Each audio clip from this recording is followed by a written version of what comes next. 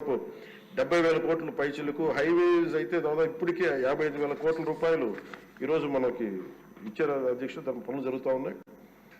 అలాగే ముఖ్యమంత్రి గారికి కూడా ముఖ్యంగా మిడ్ డే నేను అడిగింది ఏంటంటే, ముఖ్యమంత్రి గారిని డొక్కా సీతమ్మ గారి పేరు ఏదన్నా పథకాన్ని క్యాంటీన్ పెట్టండి అంటే ఆయన ఏకంగా దీనిలో నారాయణ గారికి కూడా ముఖ్యమంత్రి గారు ప్రత్యేకంగా నా ధన్యవాదాలు తెలియజేస్తున్నాను అధ్యక్ష. మధ్యాహ్న భోజన పథకాన్ని, విద్యార్థుల మధ్యాహ్న మిడ్ డే మీల్ స్కీమ్కి డొక్కా సీతమ్మ గారి పేరు పెట్టడం మనస్ఫూర్తిగా వారి చేతులు ఎత్తి నేను నా మనస్ఫూర్తి గారికి కృతజ్ఞతలు తెలియజేస్తాను అధ్యక్ష. అలాగే ఇలాంటి స్ఫూర్తి చూసి నాకు కూడా వ్యక్తిగతంగా నేను ముఖ్యంగా ఆయన లీడర్షిప్ ఎబిలిటీ, ఒక క్రైసిస్ వచ్చినప్పుడు ఒక నాయకుడు ఎలా ఉండాలి, ఒక వరదలు వచ్చినప్పుడు ఎలా ఉన్నారనేది మనకి విజయవాడ బొడిమేరు వరదలప్పుడు అసలు ఆయన చూపించిన నాయకత్వ పటిమ ఇవన్నీ చాలా ఆదర్శనీయం అధ్యక్ష. మేము వెళ్ళి కాళ్ళు మన చొక్కా మడిచి ఆయన దిగి బురదలో నడిచి దిగి ఆయనకి అవసరం లేదు, ఆయన చేయించవచ్చు. ఒక కమాండ్ సెంటర్లో కూర్చొని చేయగలిగే సత్తా ఉండి కూడా మా అందరికీ ధైర్యం నింపడానికి, మా అందరికీ భరోసా నింపడానికి, ప్రజలకు ఆ భరోసా ఇవ్వడానికి ఆయన నడిపించిన తీరు యంత్రాంగాన్ని చాలా అభినందనీయం అధ్యక్ష. అలాగే జల్ జీవన్ మిషన్ కి సంబంధించి అధ్యక్ష, ఈ రోజున గత ప్రభుత్వం ఫిల్టర్ బెడ్స్ కూడా మార్చలేదు అధ్యక్ష. అంటే 4 లక్షలు అవుతుంది.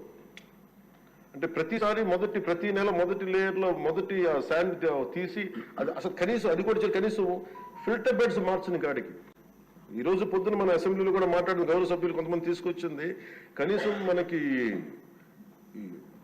కిడ్నీ వ్యాధులు ఎక్కువైపోతుంది, కనీసం ఫిల్టర్ బెడ్స్ కూడా మార్చలేదు. కనీసం ఫిల్టర్ బెడ్స్ మార్చిన కొంత ఇంపాక్ట్ తగ్గుద్దని అంటుంటే నిజంగా అనిపించింది అధ్యక్ష. జల్ జీవన్ మిషన్ మేము ఇప్పుడు దాకా గౌరవ ముఖ్యమంత్రి గారి నాయకత్వంలో ఆయన విజన్ తోటి జల్ జీవన్ మిషన్ ఈ రోజున అందరికీ మాటిస్తున్నాం అధ్యక్ష, రాష్ట్రానికి మాటిస్తున్నాం.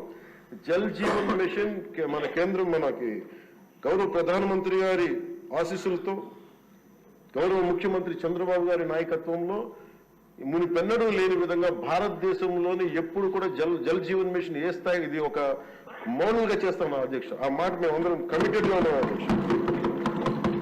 అలాగే లా అండ్ ఆర్డర్ కి సంబంధించి లా అండ్ ఆర్డర్ లో 3 IPS ఆఫీసర్స్ ని ఏకకాలంలో సస్పెండ్ చేసిన ఘనత, వాళ్ళు చేసిన తప్పులకి ఆ ధైర్యం కావాలంటే ఆయన అనుభవం చాలా స్పష్టంగా తెలియజేస్తుంది అధ్యక్ష.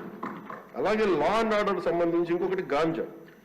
గంజాయి వనాలు పెరిగిపోయిన చోట తిరిగి శుద్ధి చేయడం, డ్రోన్స్ ను వాడి గంజాయిని అరికట్టడం. ఈ మధ్యలో కూడా మనం ఏ స్థాయికి వచ్చిందని పక్కన ఉన్న వైజాగ్ లో హాస్పిటల్ పక్కన చిన్న చిన్న పిచ్చి మొక్కలు కూడా పెంచేస్తాం. అంత ఇదిగా పెరిగిపోయిన దాన్ని ఉక్కుపాదంతో దాన్ని అణిచేస్తామని చెప్పింది చాలా స్ఫూర్తిదాయకం అధ్యక్ష.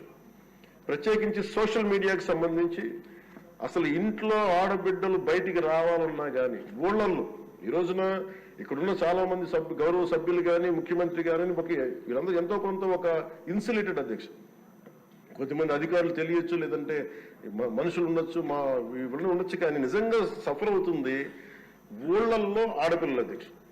ఈ అలవాటు అయిపోయి గత ప్రభుత్వం చేసిన అలవాటు అయిపోయి ప్రతి ఒక్కళ్ళు ఒక ముఖ్యమంత్రి స్థాయి వ్యక్తిని బూతులు తిట్టడం, అన్ని తిట్టిన తర్వాత కూడా వాళ్ళకి అలవాటు అయిపోయి ఇంకెవరు తిట్టాలో తెలియక స్థానికంగా ఉన్న ఆడపిల్లల మీద కూడా వీళ్ళు అవాకులు చవాకులు పేలి పచ్చి బూతులు తిడతా ఉంటే ఎవరికి చెప్పుకోలేక వాళ్ళు ఇబ్బంది పడతా ఉంటే బయటికి రాలేకపోతున్నారు. క్రైమ్ మైండ్ సెట్ పెరిగిపోయింది, క్రిమినాలిటీ పెరిగిపోయింది. ఇలాంటి సమయంలో ఆయన ఉక్కుపాదంతో సోషల్ మీడియా యాక్టివిస్టులు అనే పేరు చెప్పుకొని గుండాలకి రౌడీలకి ఆయన తీసుకున్న చర్యలు, హోంమంత్రి అనిత గారు తీసుకున్న చర్యలు చాలా బలమైన అభినందనలు తెలియజేస్తాను.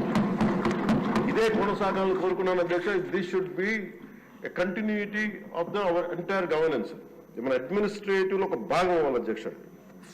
మనస్ఫూర్తిగా వారికి నా ధన్యవాదాలు తెలియజేసుకుంటూ గౌరవ ముఖ్యమంత్రి గారికి నేను మాటిస్తున్నాను, గౌరవ సభ్యులందరూ కూడా ఇసుక దోపిడీలు కానీ లేదంటే మేము చేయాల్సిన పనులు ఎప్పటికప్పుడు మీరు మాకు ఆదేశాలు ఇవ్వండి సార్.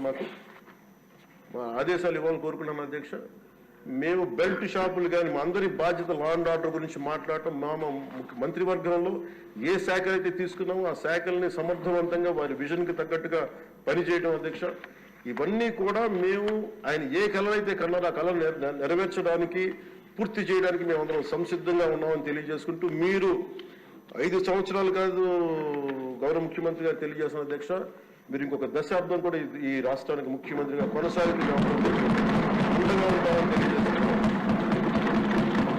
ఇదే స్ఫూర్తిని కొనసాగించాలని, ఇదే మీ ప్రతిభా పాఠవాలు చూపించాలని మనస్ఫూర్తిగా మేము కోరుకుంటూ గౌరవ సభ్యులందరికీ, గౌరవ సభాపతి గారికి